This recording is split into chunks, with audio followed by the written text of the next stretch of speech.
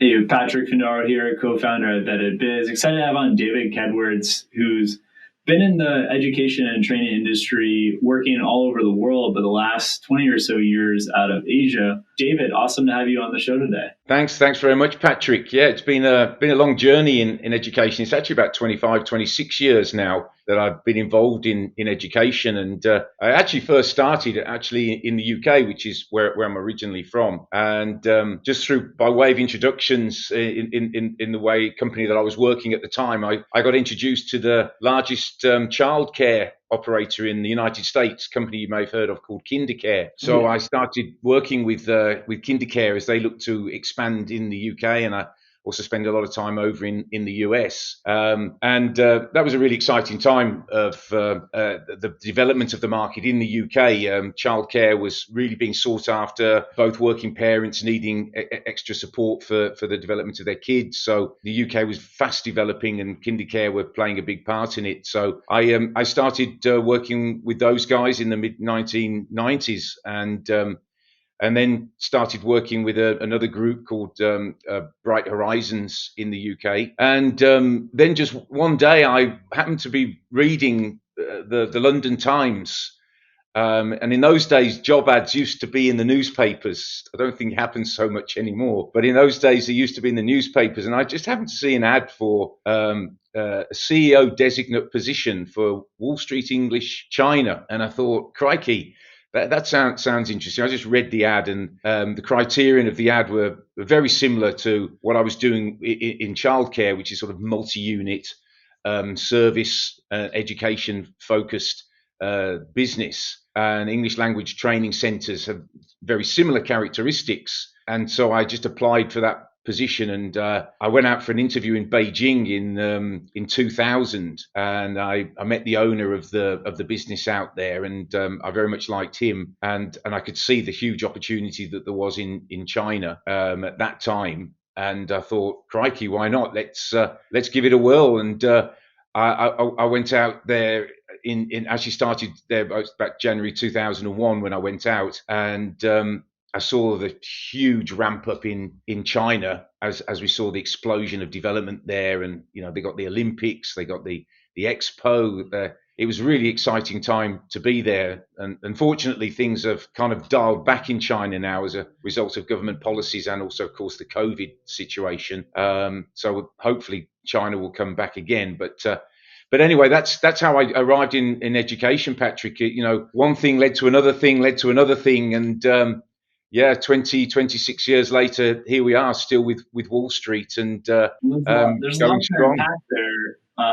What did you think about the transition from early childhood to English training, and not on the early childhood, but what I understand, all ages? Because that's a very different demographic and I guess model that you weren't used to at the time before making that jump. Yeah, I mean, when you're in early childhood education, childcare, I mean, your customer is the parent, That's true. albeit that the person you're taking care of is the child. So it's a very unique dynamic, and of course, it's extremely heavily regulated for obvious reasons when you're dealing with young children. So you really need to know your way around the government regulations, which also vary from jurisdiction to jurisdiction. So you can be in the same country, but the jurisdiction in one city will be very different to that in another. So it's got its own unique characteristics. Regulation extremely strong, and you're dealing with the parent, but also you're supporting the kid.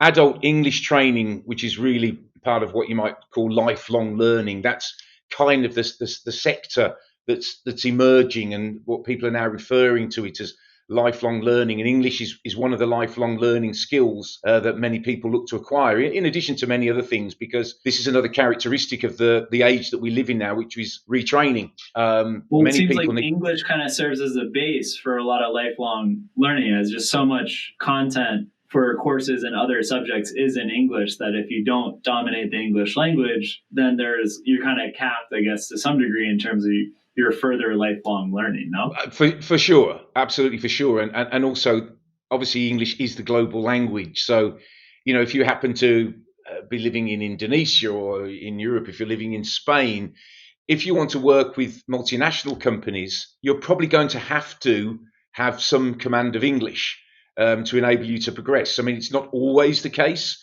but it's certainly going to help you hugely if you do have English. And of course, it's always very easy for native English speakers like us to say that, right? Because we grow up with English and it's so easy. But if you are born in, as I said, in Indonesia or in Spain or any other country, having command of English does indeed open up a number of doors for you that otherwise would probably remain closed. And tell me a little bit at Bright Horizons, how many locations were you responsible for? Was it just 1, 2, 3? So at KinderCare, we started off, we had about four locations because they were just starting off their development in the UK then.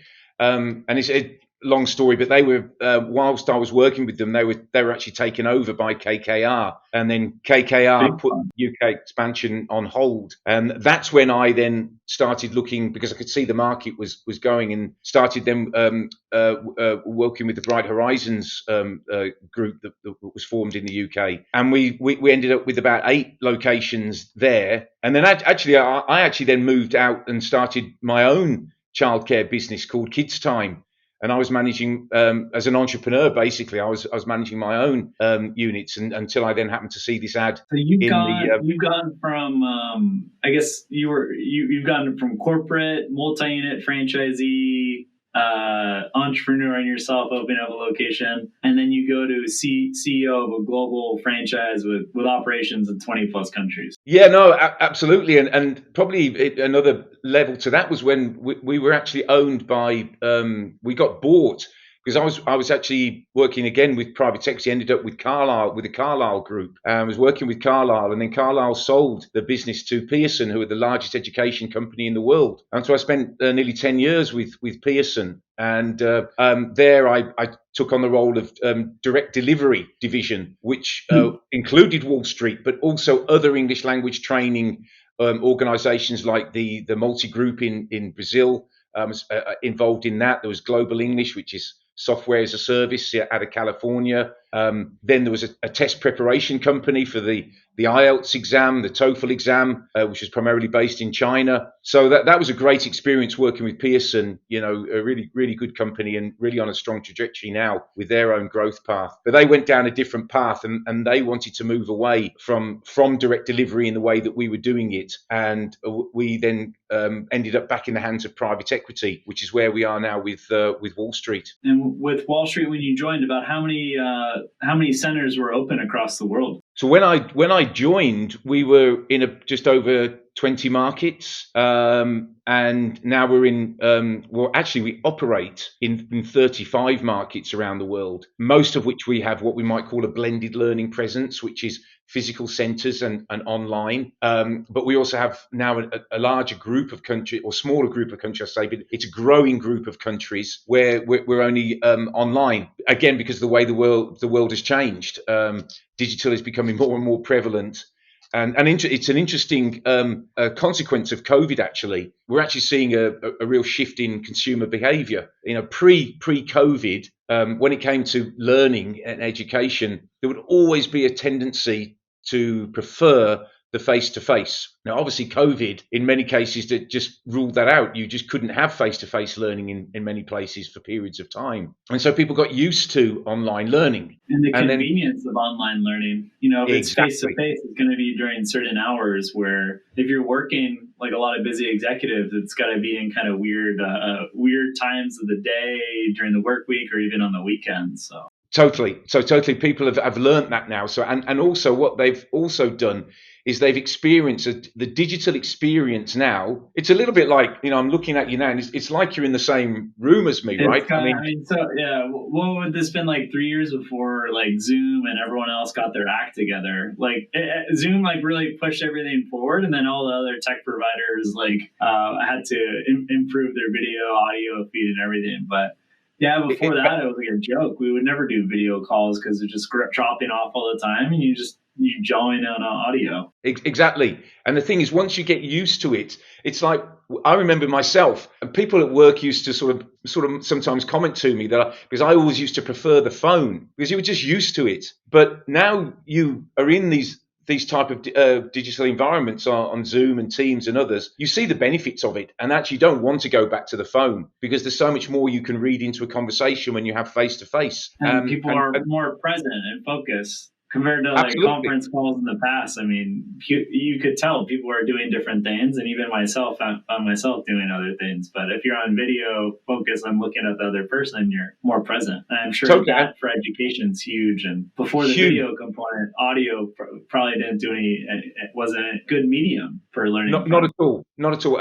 And we've done, and it's funny you mentioned Zoom because we're a partner with Zoom, and actually I was a couple of weeks ago I was speaking at their Zoomtopia. I was speaking at their executive forum there about the work that we've done with Zoom because they've dramatically helped our digital experience. Well, it's like how many hours of Zoom has Wall Street English tutors and students use? I can imagine it just being like an absurd number. Oh, it's thousands. It's thousands. Or the now. bandwidth, like how many gigabytes of bandwidth? It must just be absurd. I'd have to go and check on the exact number, but because also it's growing every day now because because of what we've done with Zoom and just a very simple example is if you have a teacher there, and at the moment we're in a one-on-one situation, but in classes you can have 4 or 5 students with the teacher in the class. In the past, the students wouldn't be able to speak to each other. Everything would have to go through the teacher. Now the students can talk to each other as well. So it makes the whole experience just a lot more enjoyable and rewarding. So we've made huge improvements in that regard. And one of the big things, what we internally refer to as a win-win-win, which was as a result of COVID, we started to help our franchisees around the world by pooling online teachers. Because if you're in Indonesia, or if you're in Malaysia, or if you're in Spain or France, hiring foreign teachers during COVID was tricky, right? Because people were regulation, getting them into and quarantining and all the rest of it. So and anyway, at the best of times, it's an administrative burden to recruit foreign teachers. And we're very much what we call a blended learning solution. So we will offer online learning, but also face to face, and we believe that's the right way to do it. We don't offer online only, or just in person only, because we want to offer choice to students. What fits your schedule the most? It's analogous to like the whole work from home, where now it's become a blended. Where most of the top companies, if you want to retain the best talent, you're going to have some mix of in office and then virtual, which is the real world. So you should get used to it, right? Because that's the way the world is now operating. So we pooled our resources of foreign teachers in what we call the Global Internet Centre, and that enabled franchisees to access the Global Internet Centre, which of course helped them because struggling to hire foreign teachers. So they had a big win because they could reduce costs, but also continue to deliver great service to their students. The students would get a win because they would continue to study through COVID, even though they couldn't access physical centres. And we would get a win because at the international level, because we could then introduce even more consistency to the way that we were delivering our service across multiple territories. So going into COVID, we were all a bit, oh my goodness, COVID's really going to impact business, and some jurisdictions were heavily damaged by it. China being one example where had huge quarantine restrictions in addition to government regulations. But now on the other side of COVID, we've introduced a new element to our business, which is really looking good.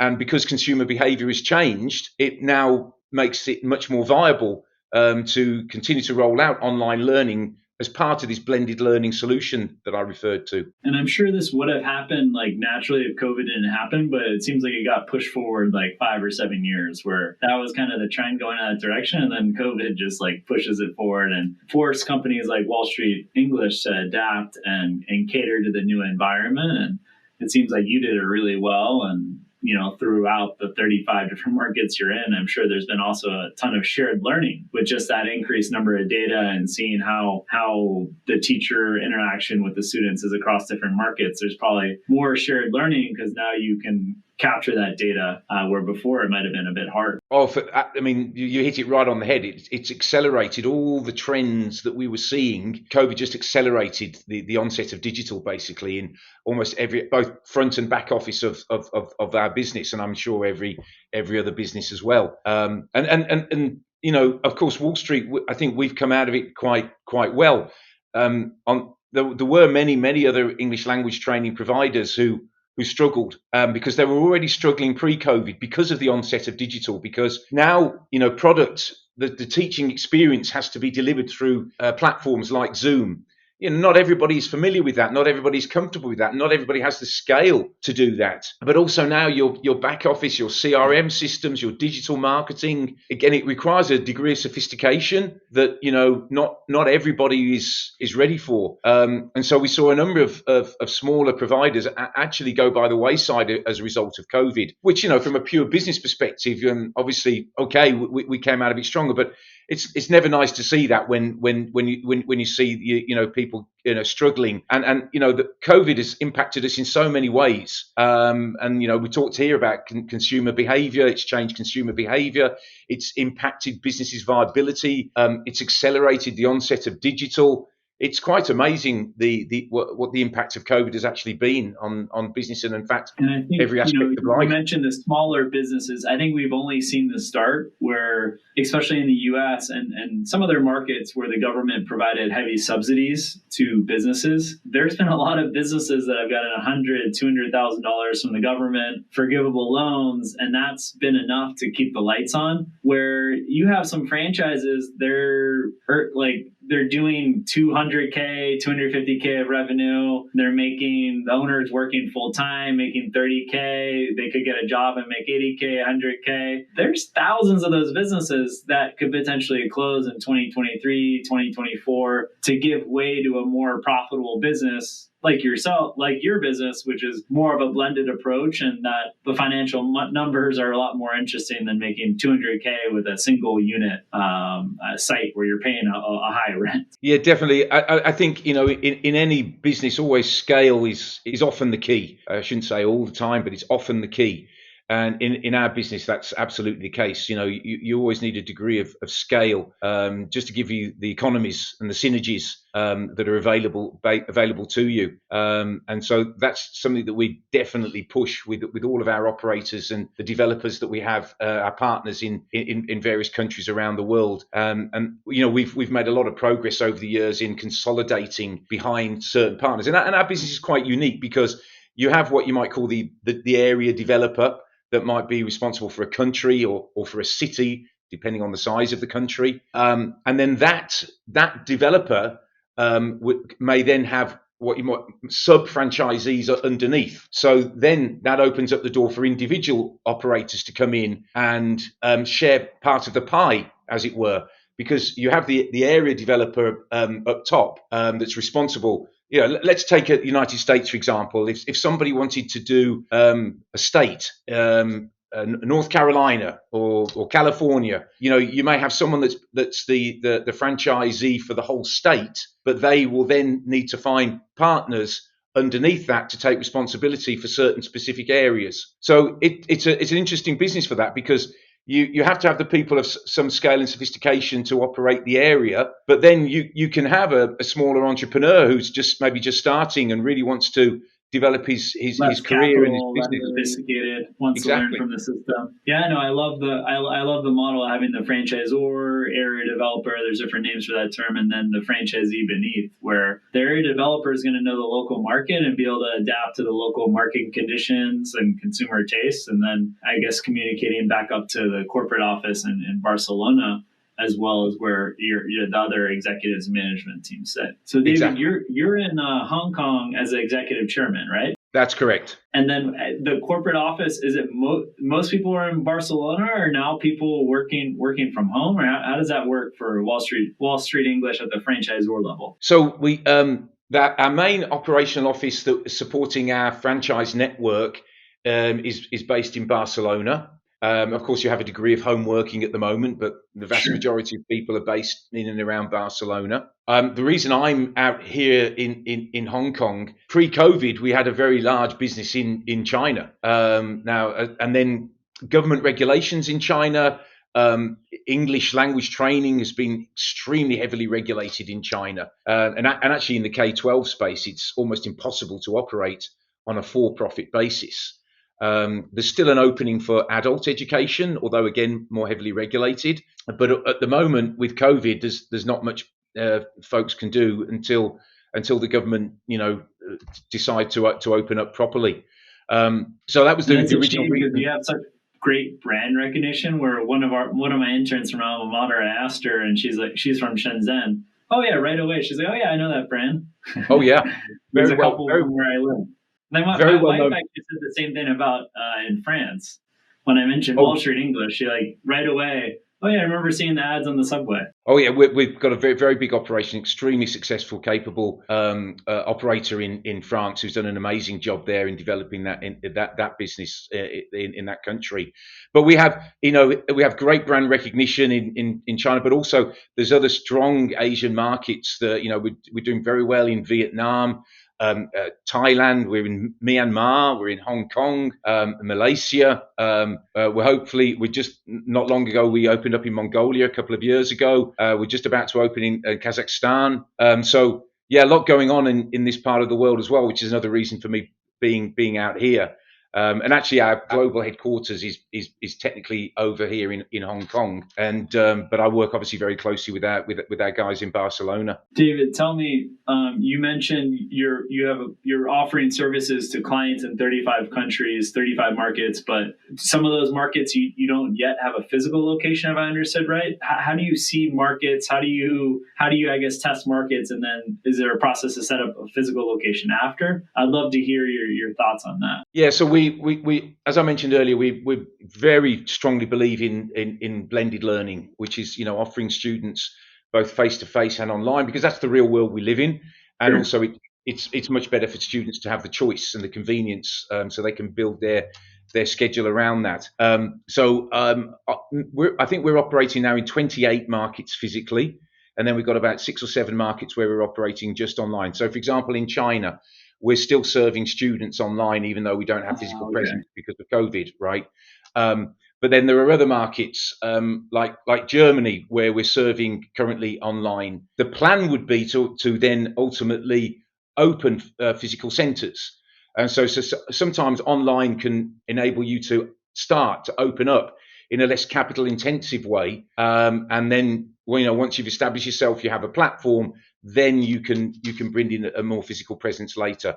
But definitely, we always like to have that hybrid approach of both physical and online. So if capital is not a major constraint, ideally they open up at least one physical location and they can do the blended approach, but you're open at times to just having the digital to start. Yeah, we're open to do the digital. When we do the digital, that's usually controlled by us as the international franchisor. When we're going into territories, it's slightly different. We would then like to be negotiating with a partner who would then be committing to the blended learning approach of investing in centres, and then we would obviously support them with their online development as well. So going in first, you'd want to find somebody that was open, interested to develop the physical settings, because also that's the way you really develop the scale and become and a much the branding that you're real. Exactly.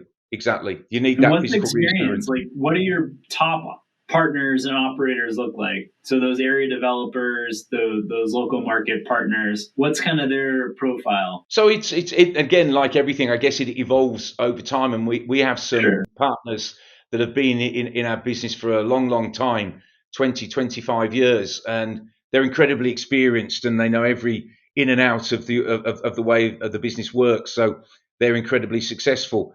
But for new folks coming in, which is really what we'd be talking about, again, you have to look at it in those sort of 2 buckets, which is your area or country or city developer. And again, I say those three terms interchangeably because it depends on the size of the country. In the case of the Sure. US, Opportunity. you've You're got not just going state. to give the U.S. market to anyone.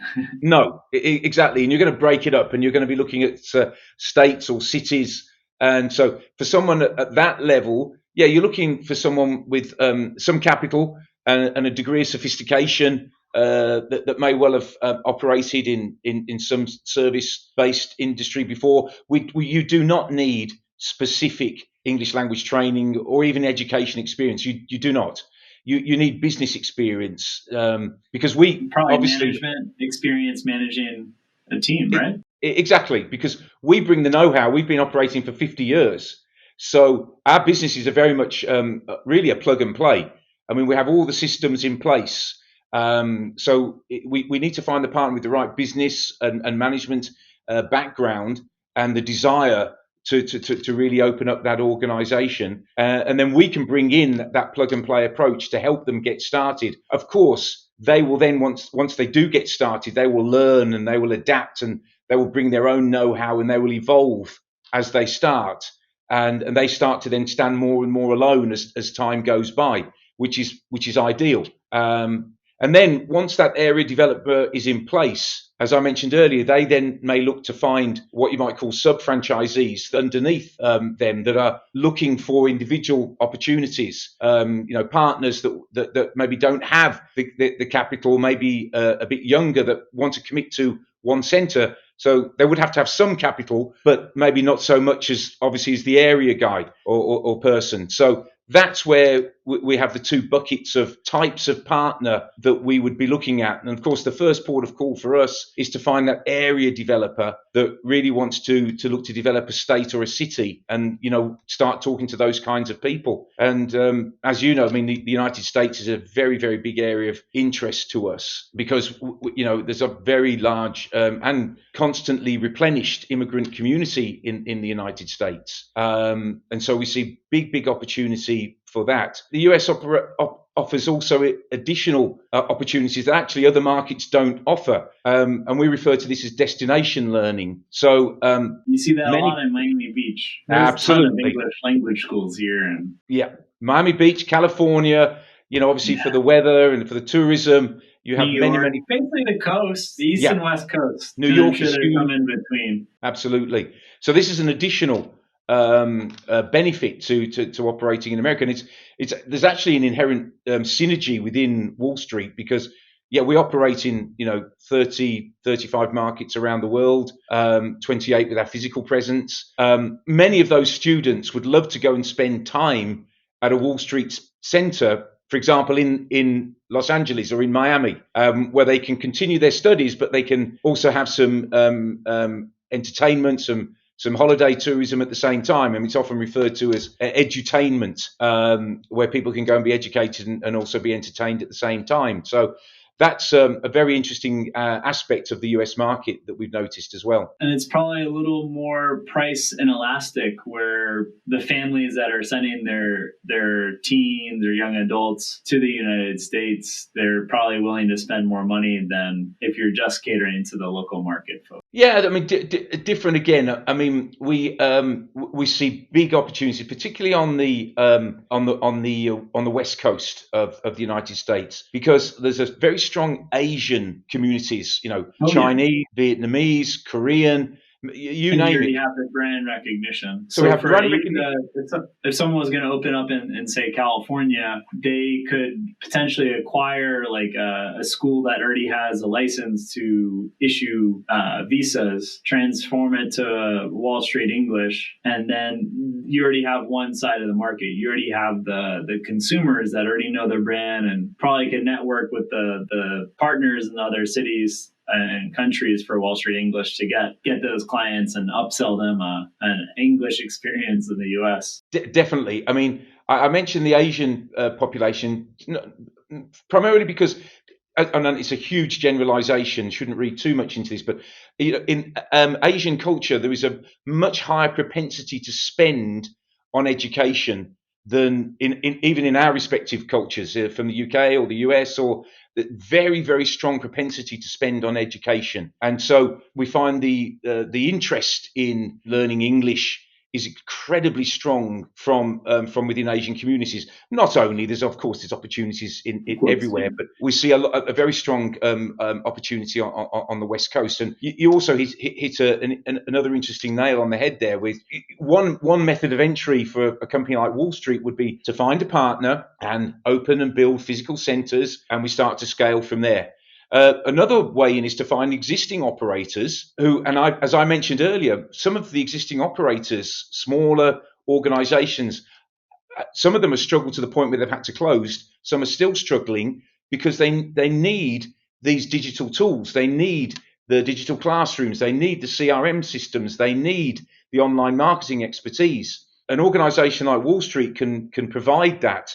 And somebody could almost become a licensee and utilize the products and services that we have to support them, and then they can continue to operate in either in their own brand, or if they may want to then consider switching to the Wall Street brand in due course, that's also something that could be looked at. So there's a you could target like all the Kumon franchisees that have their leases coming due, or Mathnasium franchisees that have their leases coming due.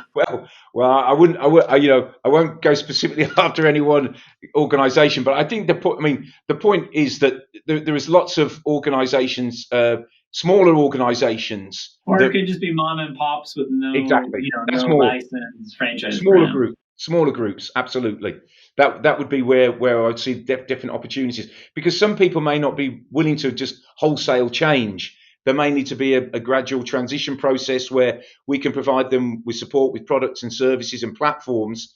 And once they get used to them, they would see the benefit of that. And then it would, as I said, because then they can tap into the global network that we have, which I think would be a great synergy, particularly in the United States. And David, why do you think Wall Street English, after all these years, hasn't really cemented a presence in the U.S.? Have you just had your hands full with China and going after the second largest economy and some of those other countries in Asia and Europe? Yeah, look, I think that is exactly right. I think hands full, and also it's just, again, it's the quest for the right partner. The origins of Wall Street started in Europe. Originally it was Italy, and then it went Switzerland, and then Spain, and then the head office was then consolidated in Spain. And so then the next point was Latin America for language purposes, because we have very strong businesses also in Latin America. Some great operators in places like Colombia and Chile and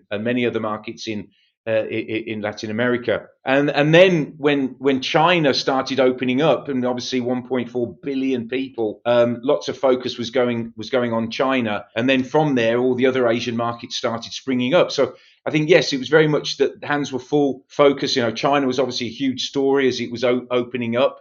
So a lot of attention was placed over there. Probably larger addressable market, because Americans, we speak English. So there is a immigrant population that can definitely benefit. Do you see any other languages that, if Wall Street English was to enter the U.S., that you would potentially offer, so you could capture also the Americans? So this is a point of differentiation for us. We are English only.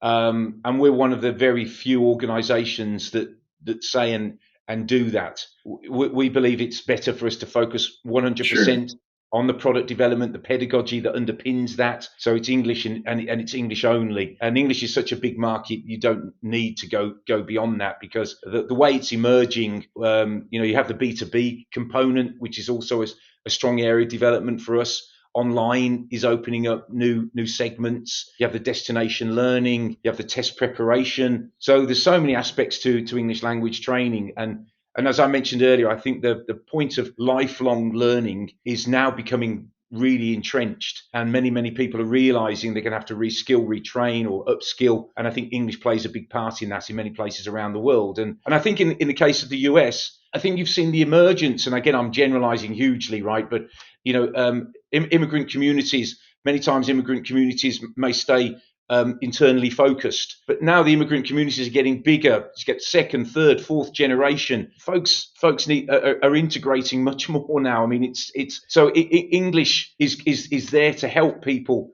to open up the opportunities that we know a country like America offers. And I think English, again, can play a big role in helping people to integrate more effectively and to go and get much better employment as a result. I love it. So, I mean, there's millions of immigrants that have low level, intermediate level English that if they upskilled and they could really just have better employment opportunities, business ownership opportunities, personal life, you name it. And then also people that would study in the United States, and there's no shortage of people that want to spend a month, 2 months, 3 months in the US studying English. Oh, absolutely. And also access to US education. I mean, the US college system is one of the best, if not the best in the world. And so folks need English. They need to be able to speak English. This is another area that we very much focus on, teaching communicative English. So it helps people to actually speak English.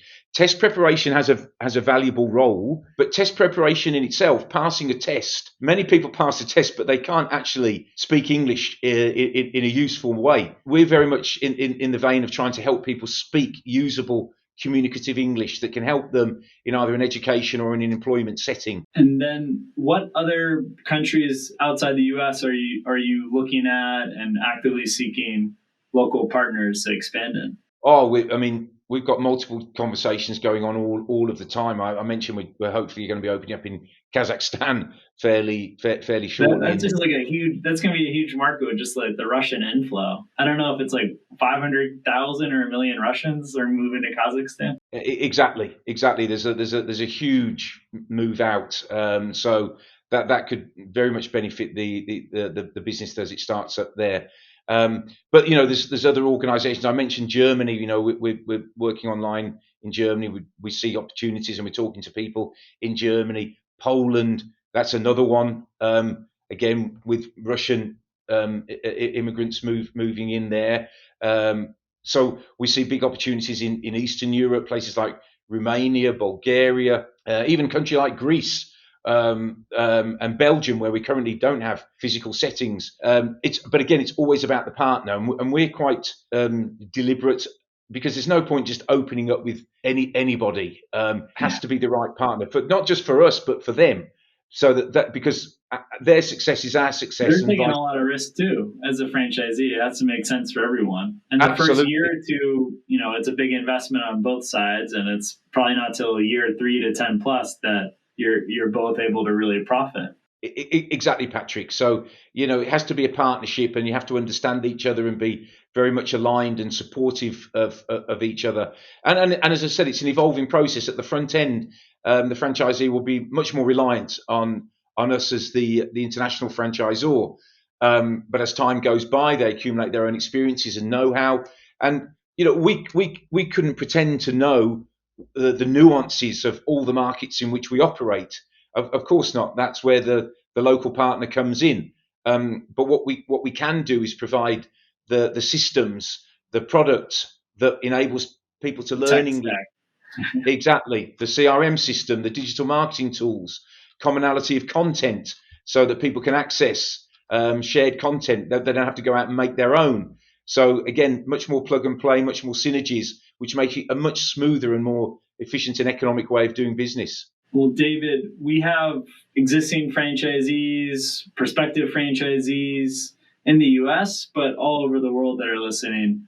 Do you have any advice for them as they potentially look at Wall Street English or other opportunities to potentially open up as area developers? Well, obviously, I'm very much going to push Wall Street English, but I do that in all honesty as well, because I've been with the company now since 2001, and we've been in operation for 50 years, and we're operating. We have physical presence in 28. We have online presence in another 7 or 8 countries. So we've been around for a long time, and we're English only. We don't want to sort of, okay, yes, we can also do this and do that. We're very much focused on teaching English, and we do it better than anybody else. We are the premium premier online English language training organization in the world. We've helped people grow businesses, support them as they've evolved. So we're here for the long haul, and we do it in the best possible way. So anybody considering this should want to be associated, feel comfortable to be associated with the leader, the market leader, been around for 50 years. We're here to support, constantly innovating. We have our head office in Barcelona, but we have a 60-odd group team of people in Chennai, in India, who are constantly looking at upgrading and supporting our product. So we're a truly global business, and we commit the resources to ensure that our business is evolving, our product is evolving, service, back office systems are evolving. And I often, this phrase plug and play. I mean, I don't want to oversimplify it, but it's very much along those lines where somebody coming in is going to be able to hit the ground running very, very quickly if they come with the element of capital required and of course the commitment required, and we can get people started very, very quickly. Well, David, if someone's interested in franchising, whether it's in the US or abroad, is there a website or contact that they can reach out to? Yeah, we have wallstreetenglish.com. Just log on there and you'll see the link for prospective franchisees. We have a gentleman in Barcelona by the name of Lex Baker, who will handle any of those inquiries. Of course, being here in Hong Kong, I know you've been experiencing a number of inquiries from China, from Hong Kong, from Macau, and from Taiwan recently for various reasons. I've been in this region for a long time and have deep experience of China. Would be very willing to talk to people from this part of the world that might be interested in looking at opportunities in the United States. Well, David, thanks so much for sharing your own journey in the education and training space. I mean, you've had a lot of different hats: CEO, executive chairman, single unit franchisee, multi-unit franchisee, all over the place. So it's incredible the experience that you've had that you can help share with everyone that's listening today, as well as the opportunity to potentially be a franchisee or area developer of Wall Street English. So I just want to thank you again for joining. Pleasure, Patrick. And if we can help anybody as a result of this, it'd be fantastic. I'd love to be able to do that. Perfect, David. Well, you're our first international guest where it's a truly global system where most of our content's been really focused US, but people are listening from all over the world, watching from all over the world. So I'm glad that you were able to join as our first international guest from a truly international franchise system. It's been a pleasure, Patrick. Thank you. Thanks, David.